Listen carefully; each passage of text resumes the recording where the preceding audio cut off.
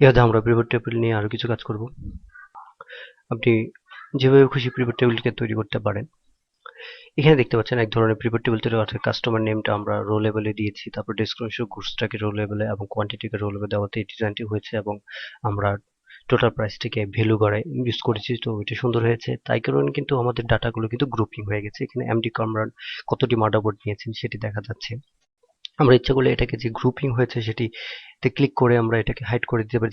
Hide করে দিয়েছেন mister Kamran total কতটি, কত টাকা বিক্রি করেছেন বা কত টাকার পণ্য নিয়েছেন সেটি দেখা যাচ্ছে।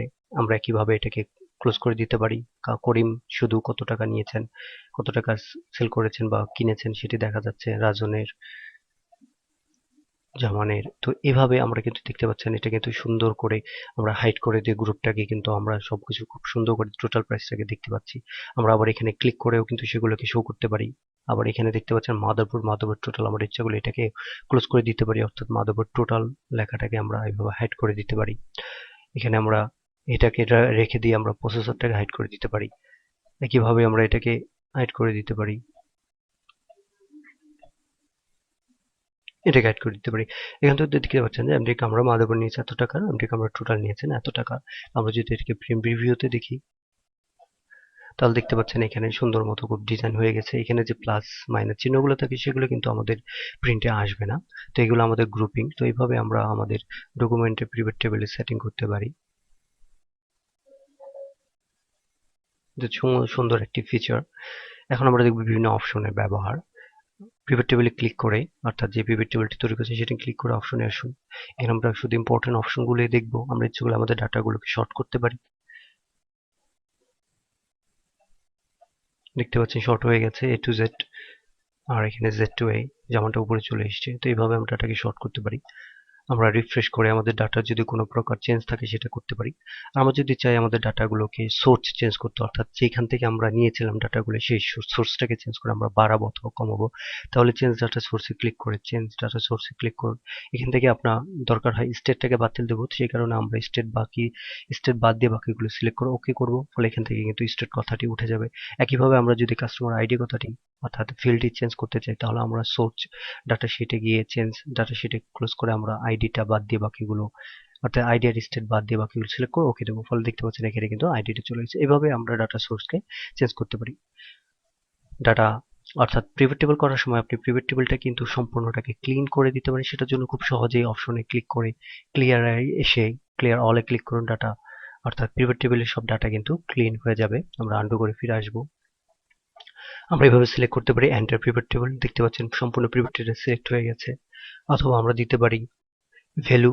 দেখতে পাচ্ছেন শুধু ভ্যালুটা সিলেক্ট হয়ে গেছে। আমরা যদি চাই লেভেল সিলেক্ট করতে তাহলে লেভেলগুলো সিলেক্ট হয়ে গেছে। একইভাবে আমরা যদি চাই এমনেবল সিলেকশন তাহলে সম্পূর্ণ সিলেক্ট হয়ে গেল, অর্থাৎ সিলেকশনগুলো সিলেক্ট হয়ে গেল। আমরা যেগুলো আমাদের পিভট টেবিলটাকে চার্ট করতে পারি। পিভট চার্ট করার জন্য পিভট টেবিলে ক্লিক করুন, পিভট চার্টে অর্থাৎ অপশনে ক্লিক করে অপশন মেনুতে ক্লিক করে পিভট চার্টে ক্লিক করুন। এখান থেকে যে বিভিন্ন চার্টের ডিজাইনগুলো রয়েছে সেই ডিজাইনগুলো থেকে আপনার পছন্দ মতো যে কোনো একটি ডিজাইন সিলেক্ট করুন, ওকেতে ক্লিক করুন। ফলে দেখতে পারেন আপনার শিটগুলো যেগুলো সিলেক্ট করা ছিল সেগুলো কিন্তু আপনার ডাটা অর্থাৎ চার্টে তৈরি হয়েছে। এটা আপনি ক্লোজ করে দিতে পারেন। দেখতে পাচ্ছেন এটা কিন্তু চার্টে পরিণত হয়ে গিয়েছে। আমরা দেখতে পাচ্ছি এখানে খুব সুন্দর একটি চার্ট হয়েছে। মাদারবোর্ড আমরা নিয়েছেন 5টি 7টি। আমরা যদি এখানে স্টেট ব্যবহার করতাম এখানে স্টেট লেখাটাও থাকতো। আমরা এটাকে ডিলিট করে দেওয়ার জন্য একটি ক্লিক করে কিবোর্ড থেকে ডিলিট প্রেস করব। পুনরায় আমরা পিভট টেবিলে ক্লিক করে আমরা সুন্দর একটি চার্ট ব্যবহার করার জন্য অপশনে যাব, পিভট চার্টে ক্লিক করব। সুন্দর একটি ডিজাইন নেওয়ার জন্য চেঞ্জ করে সুন্দর একটি ডিজাইন ক্লিক করব, তারপর ওকে ক্লিক করব।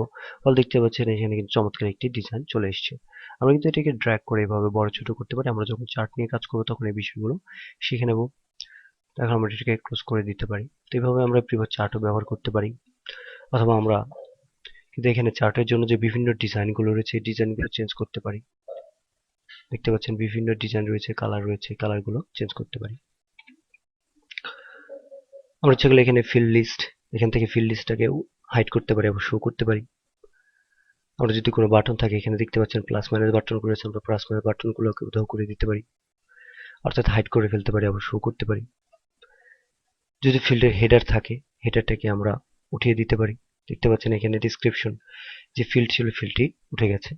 তো এইভাবে আমরা ফিল্টার অপশন নিয়ে কাজ করতে পারি এবং ডিজাইনেও কাজ করতে পারি। ডিজাইন করার জন্য আমরা এখানে subtotal do not show subtotals, এখানে সাবটোটাল দেখাচ্ছিল আর ডু নট সাবটোটাল দেখাচ্ছে, সাবটোটালটা উধাও হয়ে গেল। Show subtotals at bottom of group, এখানে দেখতে পাচ্ছেন সাবটোটাল। এখানে সাবটোটাল বলতে এই যে এটা আমাদের টোটাল, এটা সাবটোটাল, প্রসেসর টোটাল, এটাও সাবটোটাল। এভাবে সাবটোটাল দেখতে চাইলে আমরা, না দেখতে চাইলে আমরা ডু নট শো সাবটোটাল, দেখতে পাচ্ছেন সাবটোটাল উধাও হয়ে গেছে। আবার শো সাবটোটাল দেখতে চাইলে শো সাবটোটাল ক্লিক করতে হবে। Show all subtotal top of the group, টপে দেখতে চাইলে টপে। গ্র্যান্ড টোটাল দেখতে পারি আমরা, যদি গ্র্যান্ড টোটাল দেখতে না চাই, এখানে গ্র্যান্ড টোটাল ছিল দেখতে পাচ্ছেন গ্র্যান্ড টোটাল। যদি গ্র্যান্ড টোটাল দেখতে চান দেখুন, গ্র্যান্ড ডান দেখতে চাইলে অফ গ্র্যান্ড টোটালে ক্লিক করে দিন। যদি চান আপনি এটা রো এবং কলামে দেখাবে তো রো এবং কলামে দেখিয়ে দিন। একইভাবে যদি রো অনলিতে দেখাতে চান রো অনলি, এবং অন্যান্য কলামে দেখতে চাইলে কলামে। তো এইভাবে আপনি অফ করে দিতে পারেন এবং অন করতে পারেন। একইভাবে রিপোর্ট লেআউটে আপনি ডিজাইন করতে পারেন। দেখতে পাচ্ছি রিপোর্ট লেআউটটি চলে গেল। আবার আমরা ক্লিক করে অপশনে ডিজাইনে গিয়ে আমরা রিপোর্টে ক্লিক করে শো দেখতে পারি, শো দিয়ে শো ইন টেবুলার ফর্ম। তো ইত্যাদি অপশনগুলো আমরা চেঞ্জ করতে হবে। ব্ল্যাঙ্ক রো যদি ইনসার্ট দেয়, এখানে ইনসার্ট ব্ল্যাঙ্ক রো চলে এসছে দেখতে পাচ্ছেন। রিমুভ ব্ল্যাঙ্ক রো, খালি রো আর কি, সেটা চলে যাবে। আমরা যদি টেবিলটাকে ডিজাইন করি বিভিন্ন কালারে দেখতে পাবেন, এখানে আমরা কালারটি বিভিন্ন কালার ডিজাইন করব, যে কোনো একটি কালার সিলেক্ট করব। কালার হয়ে গেল। এখান থেকে বিভিন্ন ডিজাইন রয়েছে। হেডার যদি না চান হেডার বাতিল করুন। যদি আপনি কলাম হেডার ডিজাইন বাদ দেন, কলাম হেডার ডিজাইন ক্লিক করুন। যদি আপনি ব্র্যান্ড রো না চান, এখানে দেখতে পাচ্ছেন ব্র্যান্ড রো থাকবে, অর্থাৎ দাগ। যদি ব্র্যান্ড রো না চান তাহলে ব্র্যান্ড রোটি চাইলে রাখতে পারেন, না চাইলে বাতিল করতে পারেন। ব্র্যান্ড কলাম একইভাবে চাইলে রাখতে পারেন, না চাইলে বাতিল করতে পারেন।